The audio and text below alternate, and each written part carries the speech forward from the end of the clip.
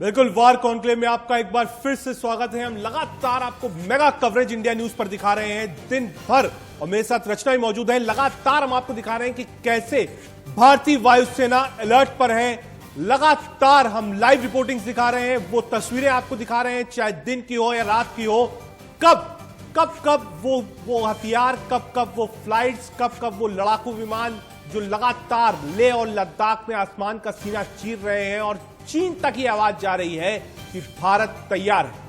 मौजूदा स्थिति को और भी ज्यादा करीब से जानने, समझने और आप तक पहुंचाने के लिए लेह में इंडिया न्यूज मौजूद है। स्ट्रेटेजिक एंड एक्सटर्नल अफेयर्स के एडिटर आशीष सिंह लगातार वहां से लाइव रिपोर्टिंग कर रहे हैं, हमें पल पल का अपडेट भेज रहे हैं। और यकीन जानिए, ये तस्वीरें देखकर आज हिंदुस्तान वासियों का जो सीना है वो गर्व से 56 इंच का जरूर हो गया होगा, और इसी से चीन और पाकिस्तान डरा हुआ है, बौखलाया हुआ है। लेकिन इसी बीच आपके साथ जानकारी साझा करें कि वॉर जोन में आखिर भारत के सुपर फाइटर कैसे काम कर रहे हैं। लगातार सुखोई 30 MKI उड़ान भर रहा है, गश्त कर रहा है, और इसी गश्त की जो गर्जना है वो चीन के कानों तक साफ सुनाई दे रही है। और इसी तरह से जगुआर भी 24 घंटे सातों दिन मुस्तैद है।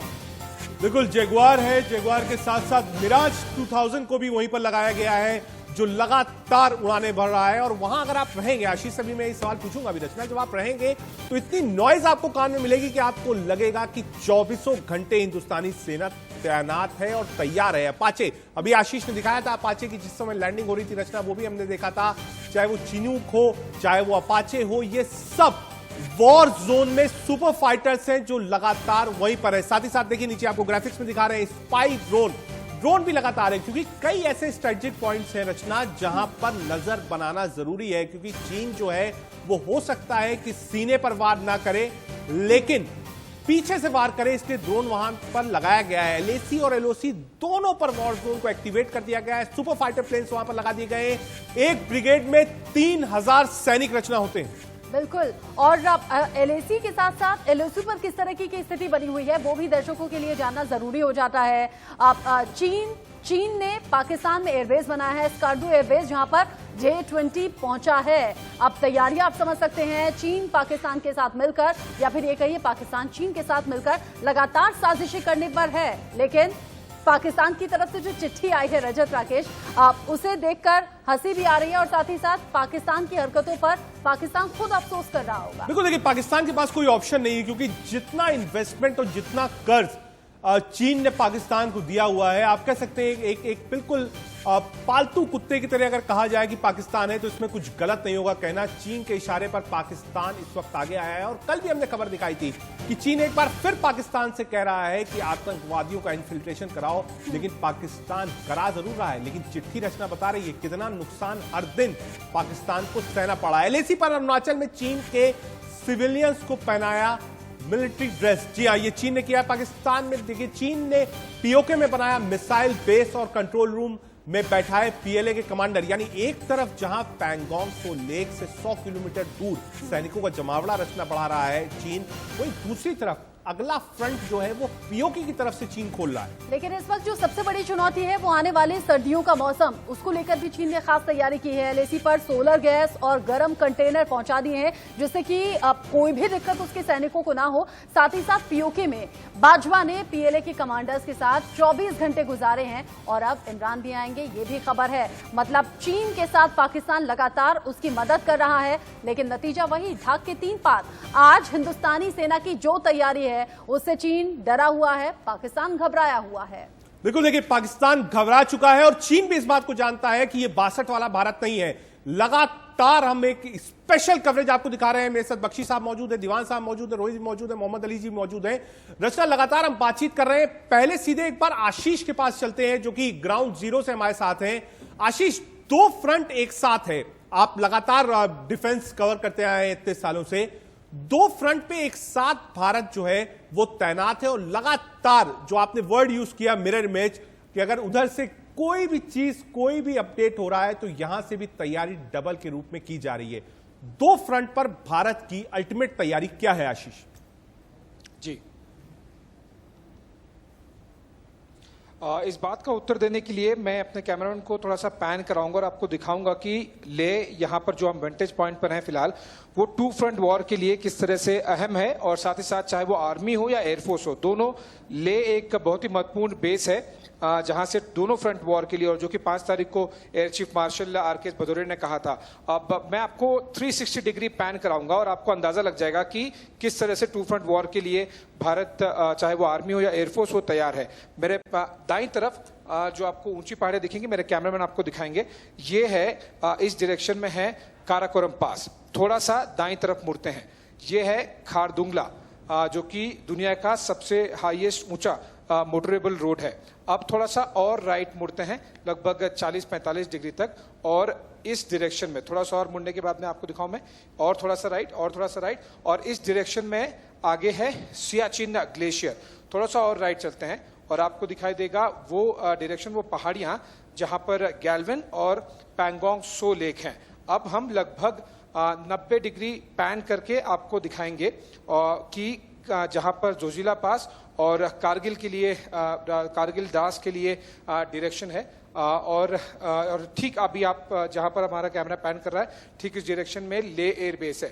अब और थोड़ा सा राइट मार के आपको दिखाई देगा कि किस तरह से जो ये पासेस आपको दिखाई दे रहे हैं। इनफैक्ट हम कोशिश करेंगे थोड़ा सा जूम करके आपको दिखाएं, ये जो बेसेस हैं नीचे पहाड़ियों के ठीक नीचे, वो इंडियन आर्मी का वो बेस कैंप है, जहां पर कारगिल और बाकी इलाकों में जाने के लिए वेदर एक्लिमेटाइज किया जाता है। यानी कि जवान हमारे यहाँ पर आते हैं, लगभग हफ्ता 10 दिन 15 दिन वो अपने आप को इस हाई ऑल्टीट्यूड के लिए, कम ऑक्सीजन के लिए तैयार करते हैं, और फिर उसके बाद जाते हैं। अब हमारे दर्शकों को ये 360 डिग्री पैन के बाद में ये समझ में आ गया होगा कि किस तरह से ले एयरबेस बहुत ही महत्वपूर्ण है टू फ्रंट वॉर सिचुएशन के लिए। इसीलिए कल जब हम एयरफोर्स और आर्मी ऑफिसर से कल बात कर रहे थे, तो उन्होंने बताया कि जो टू फ्रंट वॉर की सिचुएशन है वो रियल है।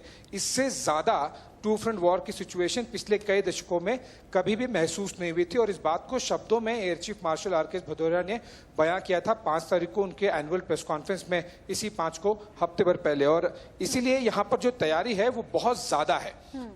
हालांकि जब पाकिस्तान एक तरफ LOC पर ऑलरेडी कई दशकों से बदमाशी करते रहा है, अब चीन भी वो कर रहा है, तो दोनों एक साथ में फायदा उठाने की कोशिश जरूर करेंगे। लेकिन हमारी तैयारी इतनी ज्यादा हो गई है कि अब टू फ्रंट वॉर के लिए भी भारत पूरी तरह से तैयार है। आशीष, इसी बात को लेके हम अपने पैनल के पास चलते हैं। बख्शी साहब, 2 वॉर फ्रंट्स हैं, एक पाकिस्तान के साथ, एक चीन के साथ। भारत कितना तैयार है? देखिए, जैसे मैं पहले कह रहा था आपको, इस समय हमारी तैयारी ऑलरेडी बेसिस, जो बेसिक बेसिस, जो बेसिक तैयारी थी, चाहे पाकिस्तान की तरफ थी या चाइना की तरफ। पाकिस्तान तो ऑलरेडी हम तैयार हो चुके थे, चाइना की तरफ हम मई के बाद एब्सोल्युटली रेडी हो गए हैं। मैं तो हैरान हूं कि इतनी अलाकृति के साथ किस तरीके से हम लोग तैयार हुए। मैं उसी समय 1962 की जब बात हो रही थी, ये बताना चाहता था, कहाँ वो 62 था जहां हम एयरफोर्स लाने में झिझक रहे थे, और कहाँ ये दिन है कि आपने पूछा नहीं और एयरफोर्स आगे बैठ गई है और आगे जाने की कोशिश कर रही है, यानी कि कंट्रोल करना पड़ रहा है। कितना डॉक्ट्रिनल थिंकिंग में फर्क आ गया है। उस समय हमारी डॉक्ट्रिन्स कमजोर थी, चिंतन ही नहीं किया था कि ऐसा भी कुछ हो सकता है। जब आपने एग्जाम के लिए प्रिपेयर ही नहीं किया तो आप एग्जाम में कैसे बैठेंगे? यही हालत उस समय थी, और अब देखिए you are ready for the exam. लेकिन जो चीज है, बख्शी सर, वही बात जो आशीष सिंह कह रहे हैं कि पहले से और अब में जमीन आसमान का अंतर है। कमांडर दीवान, अगर आज की स्थिति हम देखें, चीन की चालबाजियां किसी से छिपी नहीं है, लेकिन जो चीन लगातार कंफ्यूज करने का काम करता है, लद्दाख में अगर तैयारी होती है तो वो दूसरी सीमाओं पर पहुंच जाता है, अरुणाचल प्रदेश की तरफ उसकी मूवमेंट बढ़ जाती है, या फिर उत्तराखंड की तरफ उसकी मूवमेंट बढ़ जाती है। ऐसे में हमारी स्ट्रेटेजी क्या होनी चाहिए?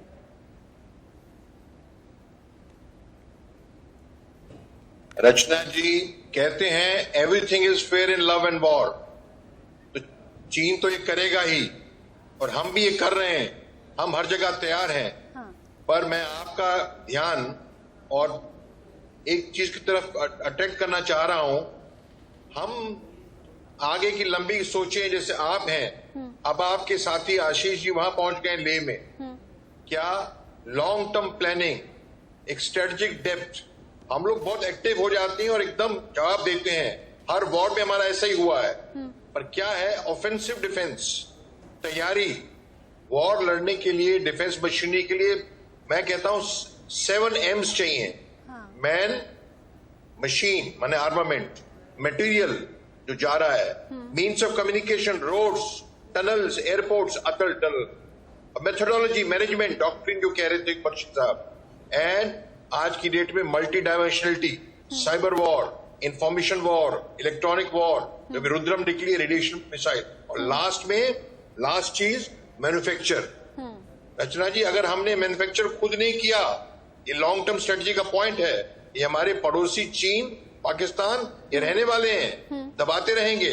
आपको पता है अक्टूबर 19 में तमिलनाडु में जब आए थे जिनपिंग और घूम रहे थे हमारे मोदी साहब के साथ, उसके जाते ही उन्होंने ऑर्डर दिया है कि अटैक करो, इधर ये ट्रांसग्रेस करो। तो मैं कहना ये चाह रहा हूं, आप जैसे रिस्पॉन्सिबल चैनल्स इस चीज को आगे ले जाएं। इसके बाद भी अभी तो कोई डाउट ही नहीं है, एकदम हम फुल स्केल पे है, पर सबसे कायम, सबसे सीक्रेट क्या है? पुरानी आदत है चीन की कि सामने कहता कुछ और है, पीठ के पीछे करता कुछ और है। 1962 में भी यही हुआ। लेकिन आपने बहुत अच्छी चीज कही, 7M, इसमें एक M मैं और जोड़ना चाहूंगी और मेजर शाह से मेरा ये सवाल होगा। आपने कहा 1962 का दौर अलग था, तब मीडिया कवरेज नहीं थी, तब इतना ज्यादा लोग अवेयर नहीं थे, इतना ज्यादा जान नहीं पाते थे।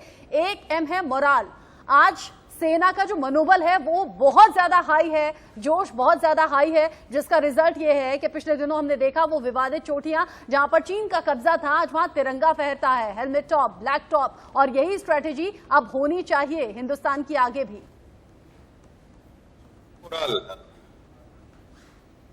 आपने ना बिल्कुल दुरुस्त फरमाया। मैं अभी आपको एक बहुत ही अच्छा उदाहरण देता हूं। मैं अभी हमने कहा आशीष जी वहां पे है, और आशीष जी बिना एक्लेमेटाइजेशन के वहां पे पहुंच गए हैं कि मैं उनकी दाग देता हूं उनकी हिम्मत की।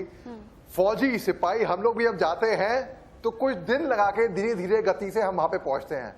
आप देखिए ना, गलवान वैली के हमला 15 जून 16 जून के बाद जब हमारे प्रधानमंत्री जी वहां पे पहुंचे थे बिना एक्लेमेटाइजेशन करे, उनकी उम्र कितनी थी? उतनी उम्र पे तो इंसान फौज से जनरल बन के रिटायर भी हो जाता है ना। अब मैं आपको सुनाता हूं, ये सुनिए छोटा किस्सा, ये मैंने पर्सनली देखा है। हम लोग जम्मू कश्मीर के बॉर्डर इलाके में थे, हमारे एक जवान को गोली लग गई थी। खैर हमारा जवान था, हमारे नेबरिंग जवान को, एक जवान हमारे सामने। तब सीओ साहब, कमांडिंग ऑफिसर जो होता है, सीओ साहब आए देखने के लिए। तो लोगों ने बोला अरे सीओ साहब आ गए, सीओ साहब आ गए। और जिस जवान को गोली लग गई थी, जो लेटा हुआ था चित, वो खड़ा हो गया वहां से और बोला जैन साहब। और ये था जोश, ये था मोराल, ये था मनोबल। जब हमारे देश के राष्ट्रपति वहां पे पहुंचे तो देखिए क्या जोश होगा। और जब आप जैसे का चैनल इतना मनोबल बढ़ा रहा है लोगों का, तो आप सोच सकते हैं फौजियों का क्या, रिटायर्ड फौजियों जो एक्स सर्विसमैन है, जो फौज में नहीं है, उनका मनोबल क्या होएगा। तो मनोबल की बात करें तो यस, बहुत ही जोश, जज्बा, जुनून दौड़ता है। और अभी भी लगता है कि भाई वर्दी डालो और पहुंचो बॉर्डर पे और उनको सबक सिखाओ वहां पे। मैं आपको बताता हूं एक बात, चाइना जो है ना, अभी आज देखिए, आज कंफर्म हुआ उन्होंने नेपाल में घुस के कंस्ट्रक्शन शुरू कर दिया है लिप्पी डिस्ट्रिक्ट में, जो कि पिथौरागढ़ से 70 किलोमीटर की दूरी पे है। और पिलर नंबर 11 और पिलर नंबर 12 पे इलीगल कंस्ट्रक्शन चढ़ा दिया है जो बॉर्डर में है। नेपाल के जो प्रधानमंत्री हैं केपी शर्मा ओली, उन्होंने, अब वो उनका तो चाइना को फेवर करते हैं, लेकिन जब जीपीएस के जरिए, जब लार्ज स्केल इमेजिंग के जरिए ये साबित होएगा कि कितना चाइना नेपाल के अंदर घुस के साबित हो गई है, क्योंकि टेक्नोलॉजी कभी झूठ नहीं बोलती, टेक्नोलॉजी गलत भी नहीं होती वहां से, ना ही वो भेदभाव करती है, वो बस वो भाषा जो हकीकत है, फैक्ट वो समझती है। जब केपी ओली साहब को ये दिखेगा टेक्नोलॉजी के जरिए कि चाइना ने उनके देश में घुस के वहां पे कंस्ट्रक्शन कर दिया है, और यही पॉइंट जब वो वापस चाइना को लेके जाएंगे तो किस मुंह से जाएंगे। उन्होंने, आज की बात है, मैं आपको बता रहा हूं खबर, उन्होंने वहां पे नेपाल की टेक्स्ट बुक्स हैं 110 शाह साहब, इस बातचीत को हम बिल्कुल आगे कंटिन्यू करेंगे। हम आपसे समझेंगे कि नेपाल में चीन क्या कर रहा है, आसपास में पड़ोसियों को कैसे बरगलाने की कोशिश कर रहा है, और ये जो विस्तारवाद वाली नीति है चीन की, ये अब नहीं चलेगी, ये भारत साफ कह चुका है। क्योंकि नरेंद्र मोदी ने भी जाकर लद्दाख से यही कहा था, आंख में आंख डालकर बातचीत करेंगे और जो भी जवाब देना होगा देंगे। वक्त हो चला एक छोटे से ब्रेक का, लेकिन ब्रेक से पहले हेडलाइंस। पिछले 4 महीने से एलएसी पर जिस तरीके के हालात बने हुए हैं वो किसी से छिपे नहीं हैं। चीन की चालबाजियां ऐसे में लगातार चल रही है, लेकिन इंडिया न्यूज पहुंचा है लेह और आशीष सिंह लगातार पल पल का अपडेट हम तक पहुंचा रहे हैं। सेना की तैयारी क्या है, चाहे वो दिन का उजाला हो या फिर रात का अंधेरा, वो हम लगातार तस्वीरों के जरिए देख रहे हैं, समझ रहे हैं और इसी पर चर्चा वॉर कॉन्क्लेव में हो रही है। तमाम एक्सपर्ट हमारे साथ जुड़े हुए हैं। बिल्कुल एक बड़ा पैनल हमारे साथ है। आशीष भी हमसे जुड़ेंगे लेह लद्दाख से, उनसे भी बातचीत करेंगे। फिर पैनल में चलना चाहूंगा, रोहित जी के पास जाना चाहूंगा मैं। सर, एक बार बार ये बात उठ रही है कि क्या अभी भी चीन से हिंदुस्तान को बातचीत करनी चाहिए? क्या वो माहौल बचा है? क्योंकि जिस हिसाब से तैयारी हो रही है, जिस हिसाब से वॉर फुटिंग पर हम देख रहे हैं, 2 वॉर फ्रंट्स बन गए और हिंदुस्तान लगातार अपना जमावड़ा बढ़ा रहा है। आने वाले समय यानी कि जो विंटर्स के सीजन आएंगे उसमें लगातार जिन चीजों की जरूरत है वो लगातार वहां पहुंचाई जा रही है। लगातार जो प्रैक्टिस होनी चाहिए थी वो प्रैक्टिस हो रही है, नाइट फ्लाइंग हो रही है जैसा आशीष ने बताया। तो क्या आप मानते हैं कि अभी भी कुछ ऑप्शन चीन के पास बचा है? क्या बातचीत होनी चाहिए या आपको लगता है कि बिल्कुल बातचीत का रास्ता बंद है, अब सेनाओं को आगे बढ़ना चाहिए? बिल्कुल नहीं, कोई रास्ते बंद नहीं है। चीन को एक फेस सेवर चाहिए, वो फेस सेवर मांग रहा है। मैं आपके लिए थोड़ा एक विश्लेषण कर देता हूं और बिल्कुल नॉन मिलिट्री तरीके से करूंगा कि दर्शक आपके समझ जाएंगे मैं क्या बोलना चाह रहा हूं। चीन की दुम पाकिस्तान है। जहां तक दुम का सवाल है, वो अफगानिस्तान में भी है, तुर्की के जरिए आर्मीनिया में, अजरबैजान में भी घुस रही है और हमारे साथ जो कर रही है वो कर रही है। दुम का इलाज हमने तकरीबन 90% कर दिया है। जब से ये सरकार ने पहल की है पिछले 6-7 साल में, हमने उसकी आर्थिक जो व्यवस्था थी उसको काट दी है, चाहे वो सऊदी अरेबिया से हो, मिडल ईस्ट से हो, जहां से भी हो। जो उसके पंख में जो विंड थी उसकी, जो यूएस के तौर पे थी कि यूएस उसको असला बारूद देगा, पैसे देगा, जिसको ये डाइवर्ट करेगा टेररिज्म में, वो हमने काट दिया। जहां तक टेररिज्म का सवाल है, हमारी सेना ने पिछले 1.5 साल में इतनी खामियाजा भुगतने को मजबूर किया है पाकिस्तान को कि जो रोना आप देख रहे हैं उनके जनरलों का, उसकी वजह से है। तो जो करना है उस दुम के साथ खाली इतना ही करना है कि दुम के पास कैपेबिलिटी है मान लो 100 दिन लड़ने की, 100 गोलियां उसके पास हैं, भारत के पास 1 लाख गोलियां हैं। ये हमारी आर्थिक और मिलिट्री स्टेटस है। तो उस दुम को चाहिए कि हम उसको हर रोज 1 गोली फायर करें और वो अपने 4 गोली इधर फायर कर दे और दुम की जो कैपेबिलिटी है वॉर वेजिंग की वो खत्म हो जाए। जहां तक टेररिज्म का सवाल है, आप देखेंगे काफी जो घटनाएं बढ़ी हैं इन्फ्लक्स की, इन्फिल्ट्रेशन की, उसको हमने काफी रोका है पिछले 8-9 साल में। तो उसको देखते हुए टेररिज्म पे हमको कंट्रोल करना है। जहां तक चाइना की बात है, जो कि दुम का एक हिस्सा है, उसको बिल्कुल वैसे ही डील करना है। चाइना को ध्यान बटाना है। चाइना फोकस करे आपका पैगांगसो पे, आप कहीं और जमीन ले लीजिए। चाइना तैयारी करे कूटनीतिक तौर पे, आप उसके ऊपर चले जाइए। आप बिना नाम लिए कार्रवाई करिए। तो चाइना के साथ वार्तालाप होनी है तो वार्तालाप मंडे को भी होगी। मंडे को भी एक मीटिंग है कल। तो जहां तक चाइना का सवाल है, आर्थिक रूप से उसके पंख काटने हैं। और पंख कैसे काटने हैं? क्योंकि जो भी उसके पास जो सामान है और जो कोविड की जो ये घटना हुई है, उसको हमने अपने एडवांटेज को करना है। हमारे सिटीजन्स का जो काम है, जैसे मीडिया है, हमारे ऐसे लोग हो गए, सिटीजन्स हो गए, कॉमन लोग, उन सबका काम है ओपिनियन शेपिंग करना, देश के हित में बोलना। और जो कड़ी है चाइना की, चाहे वो मैं नाम नहीं लूंगा किसी फॉरेन एजेंसी का या फॉरेन मीडिया का, चाहे फॉरेन डिप्लोमेसी के एंगल से, जो ये ब्राइब्स करके लोगों को अपने पेरोल पे रखते हैं और ओपिनियन शेपिंग करते हैं, जो कि उनका एक मेन हिस्सा है कि बिना लड़े इंफॉर्मेशन फैलाते रहो, उसको काटने के लिए मैं समझता हूं कि 1.3+ बिलियन काफी है। हम में से अगर सिर्फ 10% भी अगर सोशल मीडिया और मीडिया पे काम करेंगे तो काम अच्छा होगा। जहां तक लास्ट बात है इस चीन की, कोई भरोसा का गुंजाइश नहीं है।